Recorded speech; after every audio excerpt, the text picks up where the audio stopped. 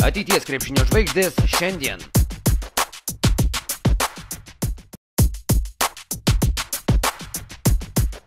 Aš manau, kad mes tikrai ruošiame šitom varžybom, šitam ketvirtui. Ne šiandien, ne vakar, ne šią savaitę. Visą sezoną turbūt rugpjūtį prasidėjo pasiruošimas ir manau, tai vienas iš tokių faktorių. Mes nieko nedarėm kitaip.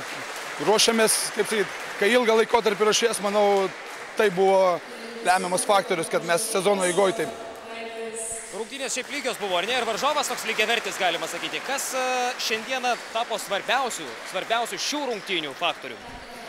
Kaip dažnai būna finalai, jeigu panašaus lygio komandos, ne visada būna gražus krepšinis ir tai, sakykim, kas gali primesti kažkokį tai žaidimą. Tai tikrai verta komanda nugalėjo vakar stiprius favoritus laikytus Marčiulionio akademiją ir buvo pasiruošę žaidėjams prieš varžybą, sakiau, kas pademonstruos didesnį kovingumą, tie laimės. Ne taktikos, ne kažkokie kiti dalykai, bet kovingumas. Taip kad sveikinu varžovus sužaidus tikrai įspūdingai ir pelnyti iškovojus antrą vietą. Iš mūsų jie pareikalavom visiško maksimumo. Ar turit kam padėkoti, ar turit kam kažką pasakyti po šito sunkaus, bet sėkmingo sezono? Ačiū už tokį klausimą. Pirmiausia, tai noriu padėkoti visiems tėveliam. Kaip žinia, mūsų klubas yra mažas ir, sakykime, man vienam tvarkytis būtų labai nelengva. Tėveliai manim tiki, tėveliai sudaro sąlygas mėgautis visą šitą kelionę, tai ne visada yra apie galutinį tikslą. Reikia nepamiršti ir pasimėgauti, tai aš labai džiaugiuosi, labai dėkingas jiem.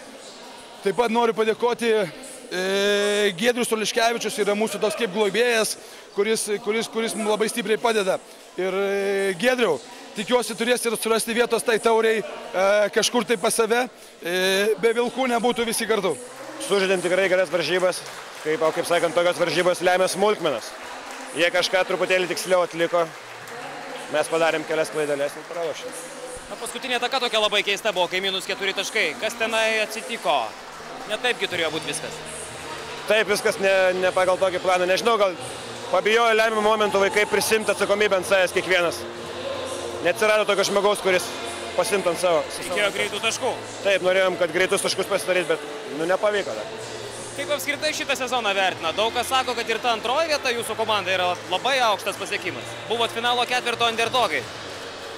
Mes kiek kartų žaidėm finaliniam ketvirtį, mums visą laiką kažkur nepasisekdavo, ar tai pusfinalė, ar tai žaidžiant dėl trečios vietos, tai šiemet pasisekė, aišku, pasisekė dėl to, kad sunkiai dirbom, vaikais tikrai labai džiaugiuosi, ta prasme. Viskas vyko labai gerai ir dėsningai. Manęs nestebina, jeigu kažką kitą ir stebina, tai čia.